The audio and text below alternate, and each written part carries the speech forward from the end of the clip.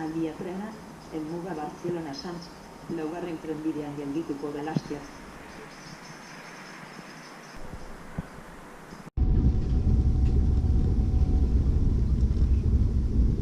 Senyors viatgers, propera estació...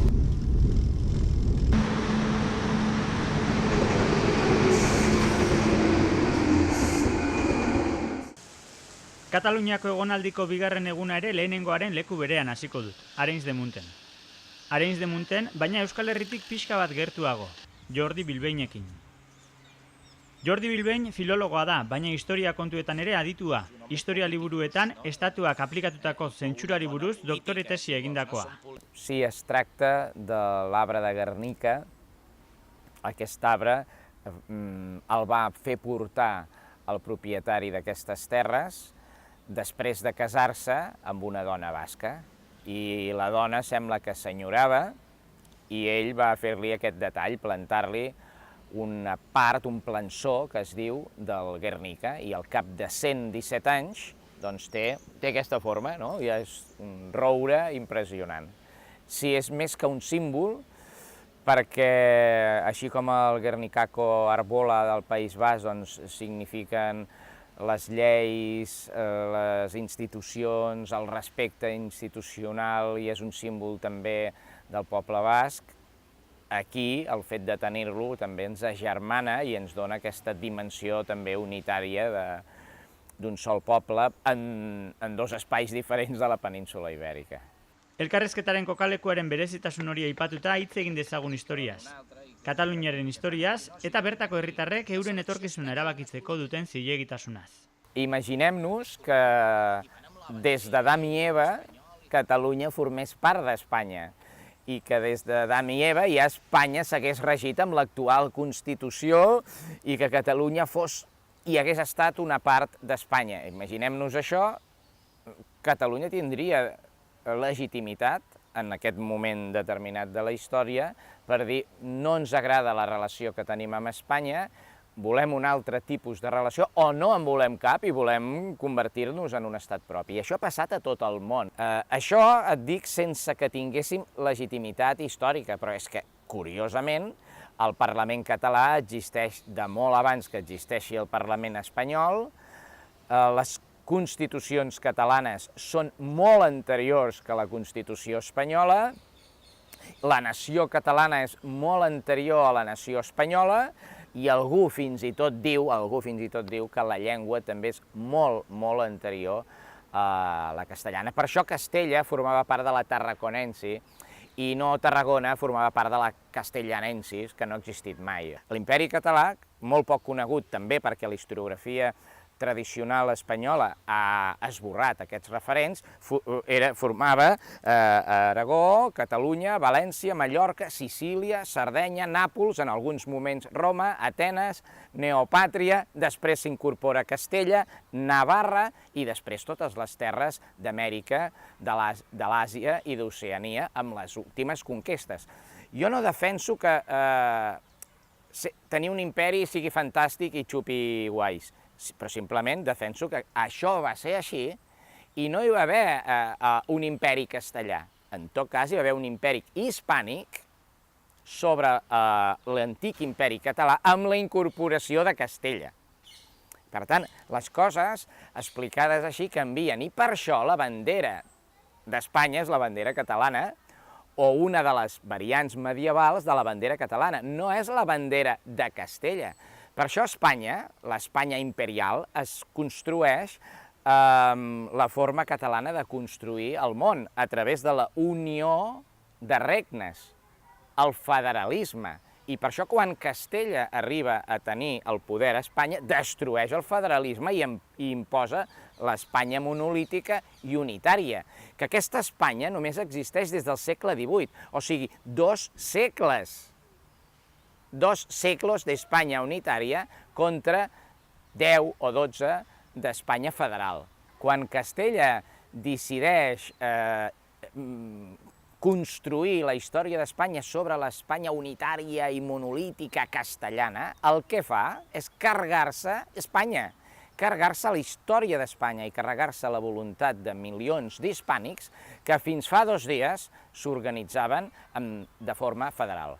Eta nola jokatzen du botereak historiaren bere ikuspegia gaien dadin? Sí, el que ha fet és controlar les emocions, les ments i les accions de la gent. Si crees unes lleis que permetin que la gent publiqui, parli, es trobi, s'organitzi políticament, no? Doncs això permet que hi hagi un espai de llibertat. Si prohibeixes les reunions, controles les impremtes, les escoles, controles les universitats, elimines la llengua com un element de comunicació de cultura, no de comunicació col·loquial, sinó de comunicació de valors culturals. Si elimines les lleis pròpies, la simbologia, les institucions, si persegueixes els dissidents, al final aconsegueixes que la gent t'obeeixi. Eta hizkuntzei dagokienez? Hi ha molt poca gent compromesa amb la llengua, no que jo soc català amb aquestes parafernàlies i aquestes grans frases que tota la vida s'han dit, no? Sinó compromesa amb la llengua, que veu els conflictes, els perills. Hi ha gent que ja postula que en un estat futur eventual català hi hauran d'haver 2 llengües oficials, la catalana i la castellana. Per tant, jo no sé fins a quin punt fer del castellà una llengua oficial a Catalunya és una estratègia política o un suïcidi polític, no? Un suïcidi cultural.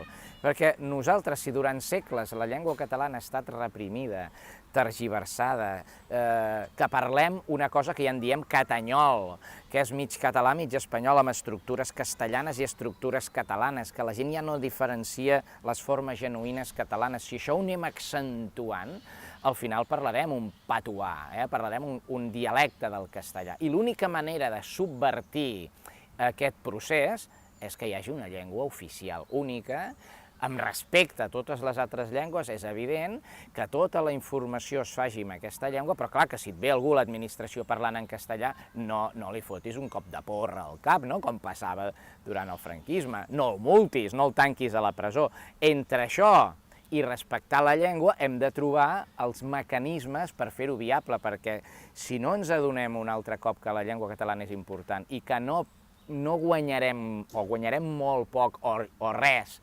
fent-la oficial un altre cop, jo penso que estarem fent un flac favor a la llengua. Jo demanaria una mica més de tranquil·litat, una mica més d'estudi, una mica més de profunditat en l'anàlisi dels mecanismes de destrucció d'una llengua, que tot el món, tots els filòlegs ho saben i tots els sociolingüistes ho saben, que els processos de bilingüisme no existeixen eternament.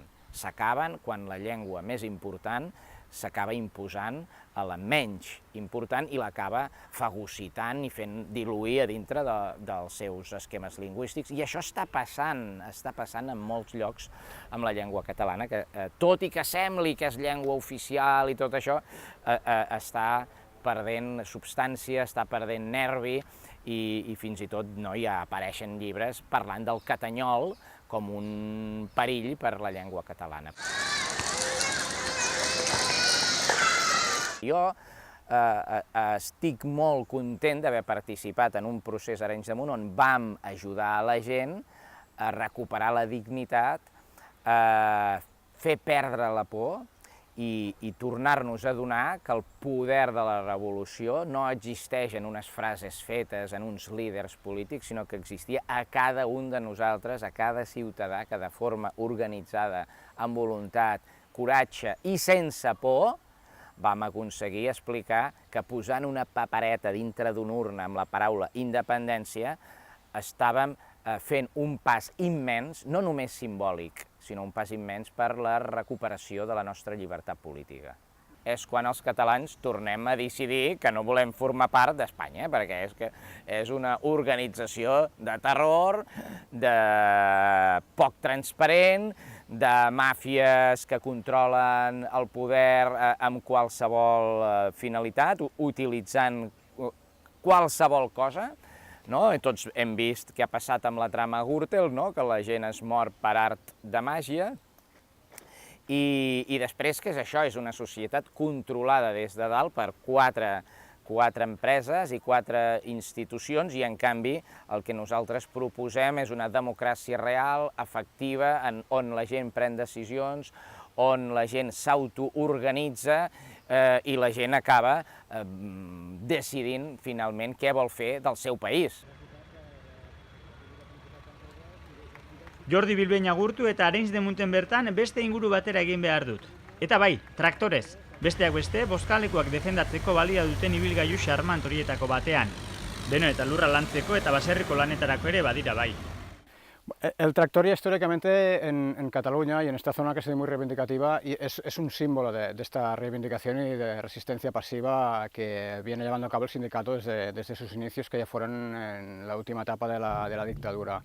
Primero reclamando derechos sociales, después han sido derechos más explícitos del sector, y cuando ha habido que salir a la calle por temas como los que nos están ocupando estos días más nacionales, pues también hemos salido, y es una referencia que motiva a la gente al ver que un sector potente como el agrícola está también adelante dando la cara para reivindicar esos derechos. El sector generalmente está muy movilizado, porque también es un sector que es muy independentista. Yo lo comparo siempre con el hecho de que el pisar la tierra somos como un mapa de doble cara. Tenemos la parte política como vinculación al país y a nuestra cultura, a nuestro idioma, pero hay la parte física, que es la vinculación a la tierra, porque la pisamos, porque la trabajamos, la estamos oliendo, y esto crea un vínculo mucho más fuerte, y diría que el 80-90% del sector agrícola cataluño es independentista, pero más que nada yo creo que es por este motivo, por este vínculo que hay tan directo con la tierra. Hemos venido porque nos dejen votar. Para hacer fuerza y hacer pulso en musculatura para el 1 de octubre. I la nostra intenció aquí és manifestar el nostre desacord amb la prohibició de votar. Para reivindicar una solución política al debate que hay ahora dentro del Estado español y aquí en Cataluña. La faena más importante es votar. Es votar. Pacíficamente y democráticamente. Ir a votar libremente, aunque este gobierno no nos deje. Què votaré jo? És evident, no? Amb la samarreta. La tractorada que se hizo como protesta el día 29 en la sede de la delegación del gobierno, que allí sí que se movilizó muchísima gente, porque en Barcelona había más de 400 tractores. Luego vino después, el día de las votaciones, los que pudimos estuvimos ayudando en lo que hizo falta en los colegios, y el martes, el día del paro general de protesta, después de los palos de la Policía y Guardia Civil, el sector quedó paralizado. Yo llevo 30 años, más de 30 años trabajando, es el primer día que paro por una protesta. No había hecho huelga nunca, jamás, y es la primera vez que lo he hecho con convicción. Pues compañeros de diferentes pueblos, diferentes zonas, quedamos a una hora en concreto en una zona, y a partir de allí, pues pidiendo permiso, la mayor parte de veces pidiendo permiso a tráfico, que en Cataluña tiene la competencia de Mossos d'Esquadra, pues nos desplazamos hacia el sitio en el que se quiere reivindicar lo que sea. En este caso, el martes pasado fue en Arco Triunfo, que es donde estaba el Parlamento, donde se llevaba a cabo la sesión que debía decir el presidente de declarar la independencia, y nos reunimos todos allí con la demás gente. Y a partir de aquí, pues otro día puede ser la movilización por un tema de una expropiación de una finca agrícola, porque cuando hace falta hacer una zona industrial nueva o una promoción de viviendas o cualquier otra cosa, cualquier equipamiento, la primera tierra en la que se fijan es la agrícola. Por lo tanto, hemos hecho movilizaciones para salvar algunas fincas que eran objetivo de algún tipo de construcción, en algunos casos incluso ilegales, saltándose la ley, amparándose en el interés general, que es la coartada que tienen los gobiernos para decidir qué es el interés general, qué es o no interés general. Y entonces la tractorada se hace pues al ayuntamiento de turno, donde puede haber este proceso de expropiación, y bueno, así nos movemos en diferentes sitios del territorio.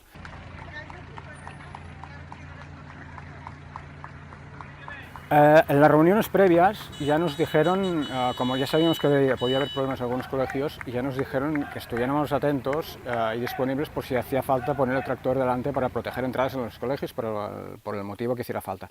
Nadie se esperaba en ese momento que la policía actuara con la violencia que actuó.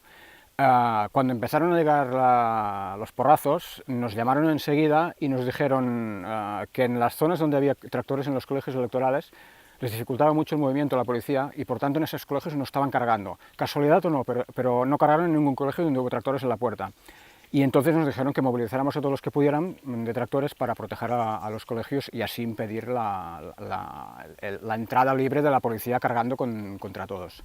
Y funcionó. No lo sé si fue casualidad o no, pero donde hubo tractores no llegaron a cargar. Eso es muy emocionante porque al final que se te acerca la gente, te da las gracias por estar allí, pues ayer somos muchos los que estamos allí intentando defender nuestros derechos y siempre les hemos dicho lo mismo, la única cosa que hacemos es defender nuestros derechos con nuestras herramientas. ¿Qué pasa? Que nuestra herramienta se ve mucho porque es un tractor.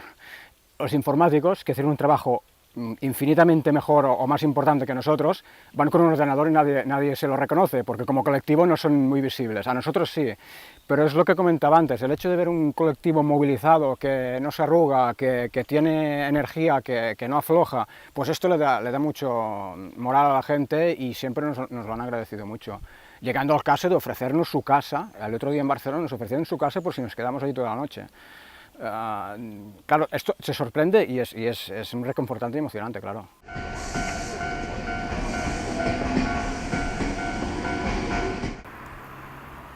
Pep lagunarekin hitzordua egina nuen. Jose Antonio Ostera bidean aurkitu dut ardiekin. Abeltzaina da, baserritarra. Traktorea ere badu, baina ez du traktoradetan parte hartzen, foioizalea ez dela dio. Kataluniako arazoaren beste ikuspegi badu. Ez da bertakoa sortzez, baina 30 urtetik gora daramatza Katalunia. De Granada, soy de Granada y allí teníamos vacas y mi padre se vino aquí y aquí tenemos vacas. Y ahora aquí tenemos las vacas y tenemos las ovejas. Y bueno, y los campos, la agricultura. A ver, ya vinimos directamente a los payeses, que se supone que son los más... Y bien, nos acogieron bien, nunca hemos tenido problemas con nadie. Nos hemos integrado bien. Yo, mi mujer es catalana. Mis hijos son nacidos aquí, bien, pero bueno, las raíces siempre están ahí. Pero bueno, también dicen que la tierra de uno es donde está. O sea, no tengo ningún problema en estar aquí. Que tendrían que explicarse un poquito mejor todos, ¿no? Yo creo que sí. Explicarse y no llegar hasta donde se ha llegado. Tenían que haber hablado y haberse puesto de acuerdo y haber hecho las cosas bien. No, mis huevos son los más gordos. Y no, así no va la cosa. Y no que se está haciendo enfrentamientos, personas contra personas, amigos contra amigos y familia contra familia. Hay conflictos, es mejor no hablar. Vas por ahí con los amigos y con todo el mundo, mejor no hablar del tema. Porque no sabes cómo van a reaccionar las demás personas. Entonces, forma de llevarte bien con todos, no hablar con nadie. Hablar de política, nada. De fútbol, del campo, de la piscina, de la playa, pero política cero. Es lo mejor. Ellos son los políticos. Ellos son los que se tienen que poner de acuerdo. La calle no es la que tiene que salir a la calle a pegar palos, ni armar follón. Si ellos quieren follón, que se metan en una habitación y armen el follón ellos. Y cuando estén de acuerdo, entonces salgan y expliquen lo que se han puesto de acuerdo y cada uno ya sabremos lo que tenemos que hacer. No, a ver, yo trabajar, comer, darle de comer a mis hijos y vivir, ya está, tú. Y disfrutar todo lo que se pueda, porque la vida son 4 días. Tú me dirás, mira qué tranquilidad, mira qué tranquilas están ellas, mira qué tranquilo estoy yo. Al cuidado de los perros y al cuidado de las ovejas. Ya está.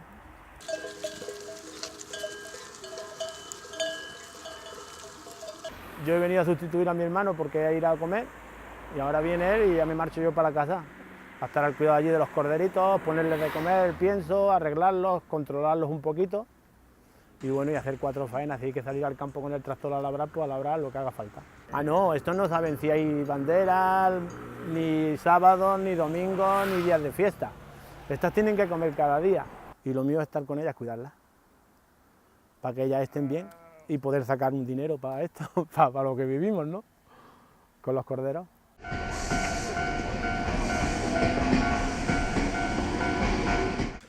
Jaume Rodri da bera, idazlea, eskultorea, politikan ibilitakoa. Kataluniako parlamentean diputatu 90ko hamarkadan, RC alderdiarekin. Quan jo vaig ser diputat al Parlament de Catalunya, érem molt pocs que érem independentistes. I tota la gent, tots els altres diputats, d'esquerres i de dretes i de centre, ens assenyalaven amb el dit en plan, diguem-ne, fotent-se, no? Mira, ara arriba l'independentista, no? I quan has vist tot el procés de treball que hem fet fins a arribar en aquest moment, que és un clam popular a Catalunya i que des dels nens petits fins als avis s'emocionen davant del fet de poder crear un estat nou i un estat nostre, això et dona una satisfacció dels anys que t'has passat amb cotxe de nit travessant Catalunya per anar a donar una conferència a 250 quilòmetres, no? I allà tenir-hi 3 persones i tornar a venir cap a casa, no? Semblava que no feies res, però tot això de mica en mica s'ha anat fent país, de mica en mica, molt de mica en mica, lluitant contra aquesta cosa terrible que és un franquisme que no acaba mai de desaparèixer. Franco ja ho tenia com l'única punt de la seva filosofia, era la unitat sagrada de la pàtria, per dir. L'altre tant li fotia, no en tenia res, ni mai es havia dedicat a res, no sé si llegia res, suposo que no. Ara, la integritat del territori com a conquesta, això és bàsic. Aleshores, ens odien, ens han conquerit militarment, ens tenen el peu al coll des de fa 400 anys i, a més, ens odien. En treuen tot el suc que poden, però a més, a fons, hi ha un odi terrible a la cultura, als nostres poetes, als nostres músics, a tot. És a dir, odien allò que desprecien i odien allò que realment els supera, jo diria que els supera, sense que siguem millors, però som distints. I Espanya, com a nació, és un poble, diguem-ne, que no accepta que algú pugui ser distint a ell. El que ell no veu bé és dolent. I llavors, sota aquesta cosa, s'ha anat creant un odi que és fondo, que és profund, que el trobes a cada punt i moment, per poc que rasquis de seguida te n'adones, encara que la gent, llavors, la gent privada diu no, jo tinc molts amics catalans, jo amo mucho Catalunya. No, aquest no és el problema. El problema és que, com a concepció, Espanya, l'imperi, que és un imperi castellà, odia profundament tots aquells pobles que han sigut més que ell i que són més que ell i que no volen acceptar que l'hidalgo castellano pugui dominar el que li sembli i fer el que li sembli. Llavors, aquest odi la gent l'ha vist, i l'ha vist de prop. I ara que la gent l'ha vist, i ara que avui dia hi ha 1000 maneres d'enviar fotos i retalls de diaris i la televisió i tot plegat, on la gent que l'odin no li agrada. Sobretot si no ha fet res, si només ser ella mateixa. I llavors aquest odi l'han arribat a crear, fixa't, el franquisme va matar l'únic president elegit democràticament, el van assassinar fa 83 anys, i no mai se'ls ha ocorregut, no solament donar una explicació, ni això, res, no. Van fer el que havien de fer i ho tornarien a fer, com va dir l'altre dia al Parlament el desgràcia aquest del Casado. Jo vaig escriure no vull ser profeta, però m'he dedicat a la política, i jo vaig escriure ja fa 2 mesos que això aniria així. I el procés és repressió tanta que puguin, mentre Europa no s'escandalitzi massa, que no s'escandalitza gaire, perquè està ple de morts al Mediterrani i Europa es queda tan ampla. Doncs que això ha d'acabar, ha de culminar amb la detenció i l'empresonament de la Carme Forcadell i del president. Això no té cap més sortida. Aleshores, el dia que facin això, perquè d'errors els han fet un darrere l'altre. És a dir, que no ho he dit abans i ho haig de dir, si Catalunya es troba on ens trobem és gràcies a tenir enemics absolutament imbècils, absolutament curts, absolutament ignorants. Si tu a la vida tens un enemic ignorant i burro i que l'odi li pot més que la intel·ligència, pràcticament ho tens tot guanyat. I això és el que ens ha passat, ho tenim tot guanyat. Ara l'últim error que faran serà empresonar el Puigdemont i a partir d'aquí comença una mena de sublevació popular, com la que es va veure el dia 3, amb unes grans vagues generals i la caiguda del Rajoy, això és el que jo veig. I si treuen en Mas, que els semblava que traien en Mas i atacant en Pujol i tot, s'aniria de tot a terra, ha sortit un noi que ningú coneixia de res, que és el Puigdemont, i si treuen el Puigdemont en sortirà un altre que ningú coneix de res, però és el poble que tira endavant. Eliz gizon ere izan zen Jaume Rodri, Xirinax bezala. Eta Lluís Maria Xirinacs ere ibili zen politikan, bakezaletasuna ezaugarri. Lagun handia zuen Jaumak. Té la desavantatge de ser català, com molta gent que ha passat per aquí, que ha nascut a Catalunya, perquè és un home de la categoria de Gandhi, però a aquest nivell, I intel·lectualment potser millor encara. Però esclar, és un home que ha fet vagues de fam fins a la mort, fins a quasi la mort, és un home que ha ensenyat, és a dir, com s'explica i on trobes tu del món una societat de vells, de iaies, de nens petits, de joves i tal, que aguantin de manera impàvida la brutal agressió de la Guàrdia Civil i no s'hi tornin. No.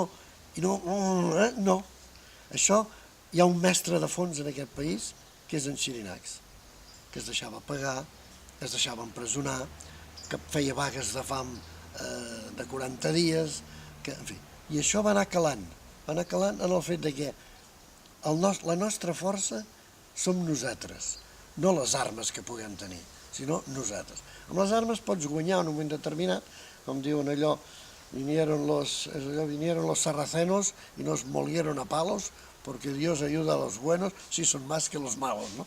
Doncs aquí, per la força no anem enlloc, Ara, posant-hi el cos tots, posant-hi la nostra independència cada un de nosaltres, això no es pot superar, perquè ho guanyaràs avui, però ho perdràs demà o demà passat, perquè això va crear. I aquesta càrrega del dia 1, aquest dia 1 d'octubre, és l'esclat de la manera de fer política de Catalunya de tants anys, amb silenci, a poc, no insultant a ningú, mirant de fer la vida democràtica, mirant que les taules es fessin bé, que no hi hagués trampes enlloc, que si hem de perdre, perdem, però que la cosa sigui clara.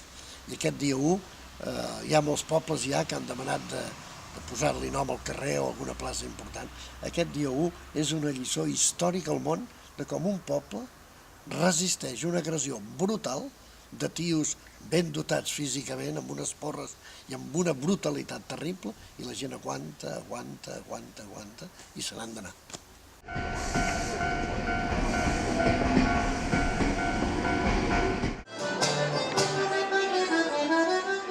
Ara, ze giroa piken. Gaur hemen pasako dut gaua.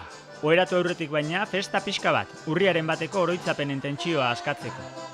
Mark Serratzek eta Carlas Beldak lagunduko didate horretan. Belda, Sabadelgoa da, baina Nafarroan bizi izandakoa. Bakizu gu temazoak ga, ez dugu bertzerik buruan, baina hala ere bizitzak segitzen du, eta hemen ga, kantu, zantzaz, esperoan, pixkat.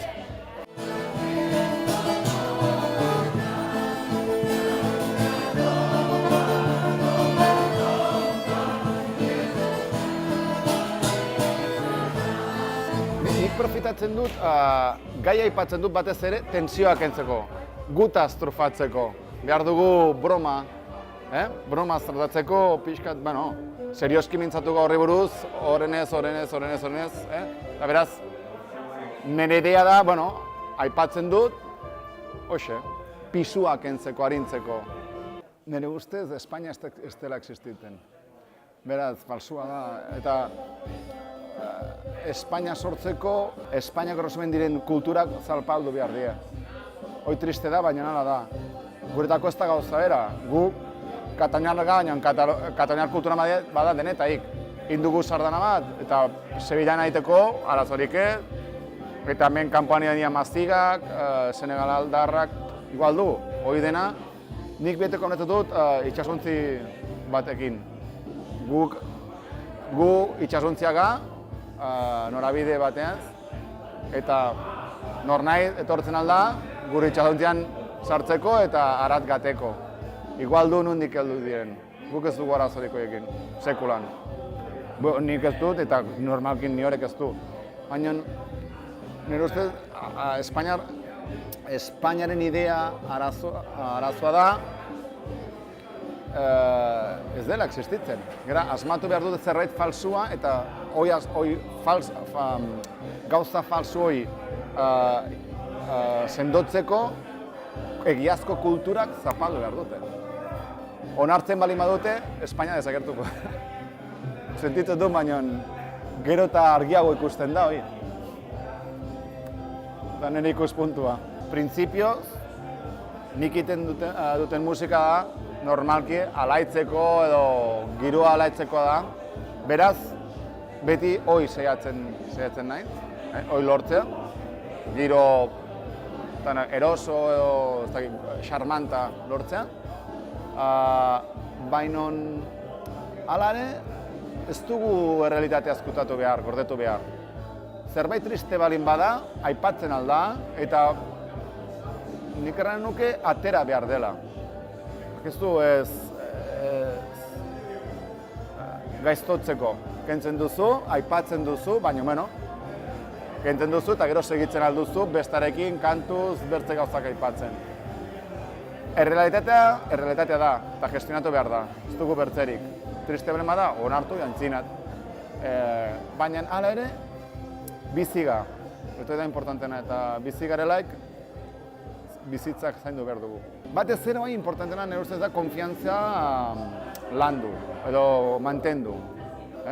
Bakotxak badu bere lekua, gurea zenatokian, zurea kabaren gibelean, eta momentuz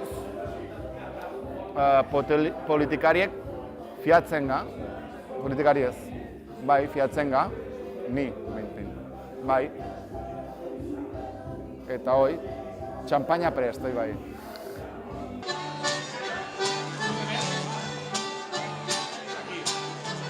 Nork esan behar zidan biken euskal doinuak entzun behar nituenik, eta are gehiago bertako herritarrak euskal dantzetan ikusi behar nituenik. Moltas gracias, benetan.